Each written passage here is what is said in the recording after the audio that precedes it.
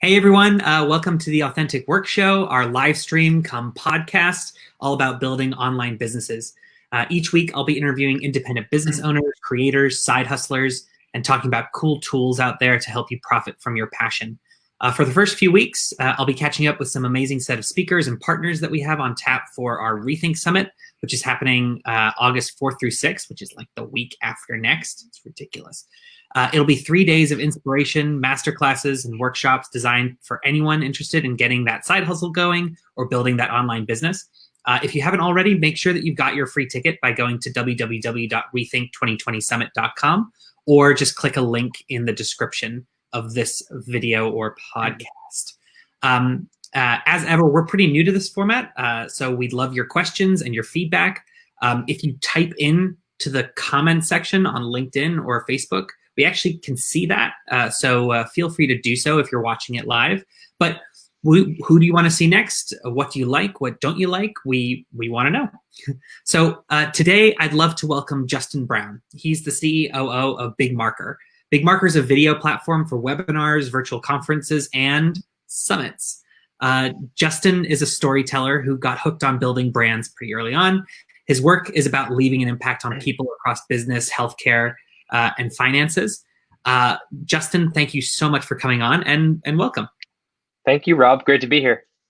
So you are the COO and co-founder of Big Marker. And for anyone listening, what you are going to be experiencing during our summit is actually going to be powered by Big Marker for much of it. But I'd love to just start at the beginning. Like, how did you get started? How did you get involved with entrepreneurship in general? Sure, absolutely. So for me, early on, I knew that I always wanted to go more of the route of building things from scratch rather than just, always working at a large company. I think my plan was to wait a little bit later in life, before really, taking the plunge. But, our founder and CEO, Jusong May, kind of changed the course of my life, in that process. And it happened a little bit earlier than I had thought. So really, in the earliest stages, we were both working at a global consulting firm called Accenture, and kind of doing that whole flying around every week and working with really big brand name companies and doing really good work. But for him, it all changed when his mom was diagnosed with cancer, and the two of them were really the two members of their family that were in the U.S. together. And so Z, it kind of fell on his lap as being the primary caregiver because there was no other option. And so, for him to get thrusted into, a completely different, world inside of just a few months was a really powerful life story for him. And during one of the more difficult moments for him, he was up late one night because she was so uncomfortable having gone through some treatment that day, and he was really looking for answers about how to make her more comfortable, and he really couldn't find them online. And this is back in 2010, back before telemedicine really existed, back before a lot of the services like Quora or things like that that we rely on today really existed. So he was on message boards and things like that, asking questions, and it was really crickets for the most part. He wasn't getting any of the answers that he needed, and he thought to himself, he is an engineer and a software developer by training. So he immediately started going to solutions and said, there should be a place. It's 2010, for goodness sake. There should be a place where I can go and get answers from people who have experience to actually answer my question.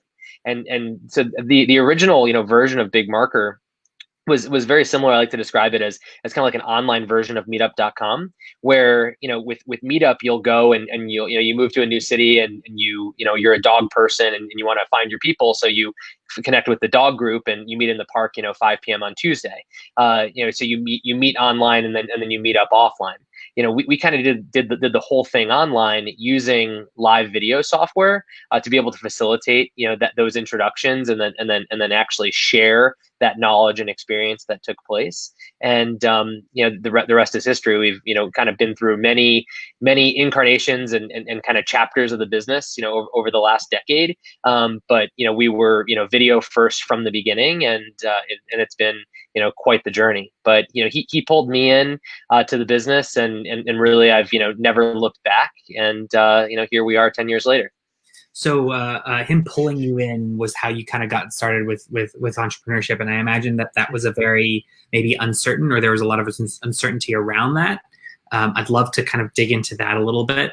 How was it? Because I know a lot of people out there are thinking about maybe jumping into something, maybe starting that side business, maybe maybe getting involved in an early stage startup.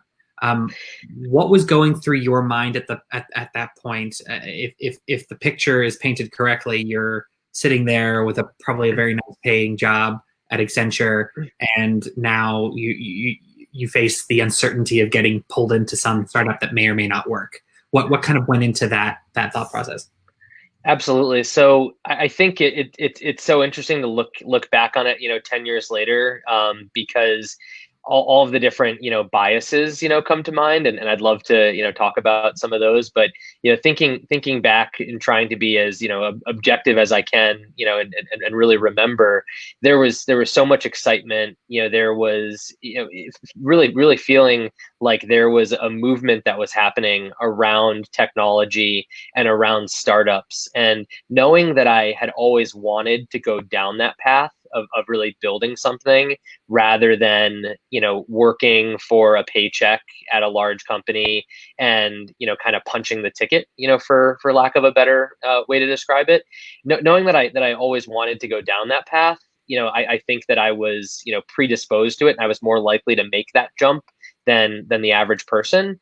But I think that, how it happened for me was in a very unexpected way. I didn't expect it to happen the way that it did. It wasn't something that I planned on and said 3 years earlier, exactly on this date, I'm going to, make this move, and it's going to be this, type of business. For me, it was just that I happened to find an individual, and a team of people who it felt right. And it felt like the right thing. It felt like the right team. And honestly, it was just taking a chance and being willing to say, I want to do this. I'm diving in and not looking back. And then it definitely was a huge lifestyle adjustment. I mean, from being in a position where I had a regimen of, going into a corporate office, wearing, business attire every day, getting on a plane, for work. And then, like you said, like, the salary and the benefits and the perks and things like that of being at a big company, it's obviously very different. And so lots of, differences in terms of hours, in terms of, resetting the budget and just being on a different plan in life, and knowing that that change was, just reality. I think that the other thing, circling back to my comment on some of the biases and things like that, I think that I was very optimistic about the timeline and how quickly, we'd be able to get up to scale and get moving. And I think, now having been through it and, kind of, if I were to give advice to my younger self, I would say, however long you think it's going to take, it's going to be longer. However much money you think it's going to cost, it's going to take more investment, and however much work you think that you have to put into it, you probably should multiply that by 2 or 3 or some other multiple as well. And I don't think that would have changed my perspective, because I was ready to go, and you have to be all in. But it also sounds like you were kind of pulled in maybe before your grand plan was preparing you to jump in. Do you feel like you were you jumped in too early, and that might have been a good thing? So I think that it was a good thing. I think that that's where early on. So I guess I'll kind of step back and think about the business and how it looked when we started versus where we ended up, right? So going back to our original product and original business model, it was this place for like-minded people and groups to come together and to meet up online and to share knowledge and experiences. And so it was a B2C business where we were enabling consumers to have these conversations. And it was something that, we scaled pretty quickly, to somewhere on the order of, around 10,000, active users. And within that time period, looking at, seeing the types of groups, it was, educators, it was religious groups, it was activists, it was, small business networking groups. It was amazing, what these folks were, were doing, but by having this technology to be able to connect with each other, via live video on the web. And it was novel because a lot of the tools that existed at that point in time were really proprietary, download based tools. It was, things like the GoToMeetings and the WebExes that we were using in the corporate world, to host our meetings internally, where if you're on like a, corporate machine, in a lot of cases, IT needs to, approve you downloading it. And so by opening this up and being one of the first, browser based, live video platforms, we were kind of pioneers of live video on the internet, back then. And now the landscape has changed, drastically, and there's, a multitude of different, tools that allow, consumers to do that. And what we learned along the way was that if we were going to scale that business, with a B2C business model, the costs are really, really high, to power live video on the web. We would have had to raise, so much money, like exponentially more, money than we ultimately ended up raising. And if you look at all of the video companies, who have failed over the years versus the ones who have survived, it's a real gamble, to do that in the consumer world. That B2C business model for video is really hard to get right. And so we ultimately made the decision, that a B2B business model was going to be, just, I think, easier, to get product market fit and for us to be, successful and achieve what we wanted to get done. And that's the route that we ended up taking. And I think that those, first couple years of trying really hard to find product market fit and then be able to build a base that we could scale a business on top of, those were the critical years. That was the critical time period to figuring that out. And so if I were to go back and think about the different chapters of our business over the past 10 years, that's like the first third of the book. And so to circle back to your question, I'm really glad that I started in the beginning and not halfway through. Mm. And there is this kind of ongoing thing about never quite believing that you're a success, because the idea of success is a set of goalposts. And they have a habit of moving all the time. Did you feel imposter syndrome? Did you feel like who am I to be trying to innovate on this, or to be speaking with the Fortune 500 people, or was that not a huge challenge for you? So I think that I agree with you wholeheartedly that the goalposts definitely change. I think that one of the things that you and I were talking about, prior to this was, do you ever have a moment as an entrepreneur where you feel like you've made it, right? And I don't think that I've ever felt like I've made it. And I was really trying to reflect on that. And I don't know that I will ever feel like I've made it, because, I think early on, the set of challenges that we had, in front of us were so big and right in front of our faces that it was all that we could see, right? And so, like, we were trying to find, technology and find a product that would work, right? And then after that, finding a business model, that would work. And now, where we're at, a little bit higher of a scale and a little bit further along, building a team and looking at, how do we scale this to, 100, 200, 300 employees. There's new challenges that are presented, right? We're working on things now, like building processes. We're working on things now, like scaling the technology, and like you said, working with Fortune 500 companies. There's a whole slew of other rigors that we need to embark upon in order to meet the needs of those customers. And I think, like, just like in the beginning, how we were so laser focused on the challenges that were in front of us. And then we, by solving those challenges, we earned the right, to get to solve the next set of challenges. I feel like we're in the same, position now. And it's interesting to think about, in the future, 5 years from now, where will we be? And, I can tell you where we hope to be, but I can't tell you, where we'll be for certain.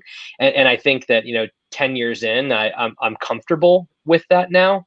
And that's a big change, from the beginning versus now, is the discomfort of not knowing feels like home now, whereas in the beginning it was significantly more uncomfortable. Yeah. So what, I mean, obviously everybody's talking about how you have to be comfortable with the discomfort, but that's much easier said than done when you're when you're just starting out versus when you've lived with that discomfort for a while. It's a learned skill, I think. And some of the reading that I've, done about, astronauts and Navy SEALs and professional athletes, right? I think that those are all fields that, that's a native, kind of instinct that's developed, over time through training. And I think for entrepreneurs, it's very much the same. Yeah. And how did, I mean, we don't need to get into kind of business details, but like, how did something like COVID then water, or didn't it? Did it affect you all as a business in terms of the way that you approach things, dealing with what I would imagine was a pretty big, a massive, very rapid increase? Sure. So when I look back on, March 2020, I think, it'll be like a month that will live in infamy. And I think of it, kind of like DDay, right? There was this critical moment where everything changed, for a lot of people. And I look back at those early days and those early weeks when offices were really, closing down for the first time, and when events in real life venues were being canceled, by the thousands. And in those first couple of weeks, it was absolutely nuts, right? I think you talk to anyone in our industry or in the broader, software industry, it was absolutely nuts. And the way that we approached it, and thinking back on, what I was feeling at the time is, I was getting phone calls at, all times a day. And I'm generally, someone, that I put my cell phone number in my email signature, and I like to be visible, and I like to be, I like to be accessible, to our users and our customers. And so my cell phone number is out there, and it was ringing. I got one call at 2 a.m. on a Sunday that I remember, and it was a small business owner in the events industry on the West Coast of the U.S. And she was frantic because her business's revenue had gone to zero, for the year. And she had employees, and she had, bills and responsibilities. And having that conversation, like one of the things that she said to me that will always stick with me is, she said, "Can you help me?" And so when you're, kind of put in that position where, you didn't ask for, this responsibility, and you didn't ask for this opportunity, but events in the world changed, and now you have this responsibility and you have this opportunity. That was a life-changing experience. And reflecting back on it now, I mean, first of all, how did you deal with that as a person? Yeah, as a person, I mean, it was very real. I mean, it felt, and I use the D-Day analogy because it felt like there, like I was in the middle of a storm, and it was, it was chaos, and people were, there were bullets flying and bodies flying all around, and I know that that's, kind of a morbid picture to paint, and I'm sorry for that, but looking back, very transparently and authentically, that's like what I felt was happening, because we were kind of at ground zero as the people that were being called, by a lot of these event companies that were having a really, really difficult time. And so as far as what I felt like we had a tremendous responsibility, like these companies and these people leading those companies, and those employees working for those companies that were relying on their paycheck, to pay pay rent and et cetera,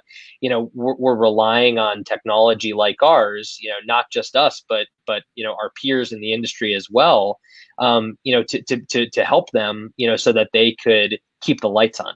And so for us, we sprang into action, and we had a lot of very difficult, conversations, because I think change, that happens very fast. You have to make decisions very quickly, and these are, high stakes decisions, and it wasn't just high stakes in terms of the impact on us, but high stakes in terms of the impact, on the people that were calling us. And so that was, that was what was driving, the seriousness of those conversations, and we ultimately, had to scale to meet the needs of a lot of these companies, because we had our plan, we had our roadmap, we had our timeline. If you look at the metrics and the number of daily active users and things like that using using virtual technology, it's something that it went up industry wide by a factor of like 10x to 20x inside of a month. And so for us, the conversations that we were having, were, how do we, how do we survive this? How do we rise to the occasion so that we can keep our service up? We were very defensive, I think, in our stance, because we were seeing, other companies, go down, and we didn't want to be that. We didn't want to do that. We didn't want to let our users down. And so we had to, move mountains very quickly, to make that happen. And now, fortunately, we're in a position where, we've adjusted, to the new level of scale in this new normal, where the use of, virtual platforms is significantly higher than it was, 5 or 6 months ago. But, I think going back to your earlier comment on uncertainty and discomfort with that, right? We didn't know at the time, if I go back to the last week of March, we didn't know what the situation was going to be like in May. Absolutely. And I imagine, though, that on a personal perspective, getting called at 2 a.m. on Sundays isn't super healthy, the epitome of healthy. Did you allow, I mean, you're using a lot of this imagery that is quite intense. Intense. So is that, was that hard for you as a person to just kind of deal with, and as an entrepreneur? Sure. So I think, for us, I'm very fortunate that, I have an incredibly supportive wife. I have, a great, family around me. And then my team also, we've obviously become very, very tight knit and very close through this experience, when we've been very open, and we address things like anxiety. We address things like, emotion and how people are feeling, and conversations around, taking time to focus on, being, clear-minded, and having your head on straight to be able to move forward and operate at the highest level that you can.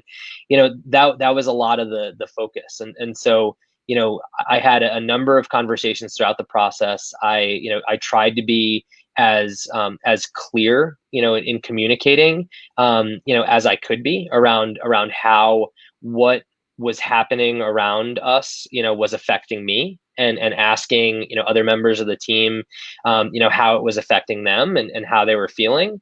And I think that that's something that we probably focus on a little bit more than the average company. And having come out of the corporate world, where it was a little bit more sterile and a little bit more, logical and rational and black and white, it was something that I wanted to do differently, just from the standpoint of a leadership style, because I think that, when you are, on that journey, or we call it, like, running a marathon, not a sprint, right? In terms of entrepreneurship, I think that if we don't acknowledge that stuff head on, then we're kind of creating these festering problems, that can lead to all sorts of issues. And I've read some good writing in the space around a lot of the anxiety and depression that seems to be a lot more prevalent in the entrepreneurial space than it is in other areas. And I think that one of the root causes of that is because in society, we're less conditioned to address those things transparently and reach out and talk to people and be really, forthcoming about, our emotions, as we confront challenges. And it might be considered, a sign of weakness, in some, spheres or some areas. So that's something that, we've learned and we've gotten better, at it than we used to be. And it's something that we very proactively manage now. Yeah, absolutely. You mentioned anxiety and another thing, another area that a lot of entrepreneurs, talk about, but maybe not enough, is just about loneliness, about how lonely it is to be an entrepreneur, to be running a company, to be responsible for a whole lot of people in various different ways, to continually have to learn. So just day to day, tapping into what motivates you. How do you kind of keep that motivation going? Because I imagine that it's a lot of early mornings, late nights, right? So that's a tough thing to sustain unless you have a pretty solid source of drive. So what is that for you? Sure. I think that early on, one of the hardest parts of that is that when you have friends or a social circle where people haven't taken the jump into entrepreneurship, and they're all working more of the regular corporate jobs, people don't understand. And it's difficult if you're trying to make people understand, or you try to compare yourself against kind of that normal career path, because I think the normal career path is a lot more linear. The entrepreneurial path is a lot more windy, and the kind of path that you take from the input to the output, to the ultimate, success that you create. I mean, it could be a lag of, years. And so there you have to, have a hardcore ability to, be focused and delay gratification. And for me, that was also something that was, that was very learned, and it was, very lonely in the beginning, because a lot of my friends, were still on that corporate path, and you'd get together, for dinner or for drinks or something, and you haven't seen them in 2 months, and they ask you how the business is going, and the business is pretty much going the same way that it was 2 months ago, and not a lot has changed. But, and I'm not sure how it is now, at that stage, but back when we were first starting out, 2011, 2012, really doing a lot of the building. There were movies coming out, like the Social Network movie, about Facebook story and all that.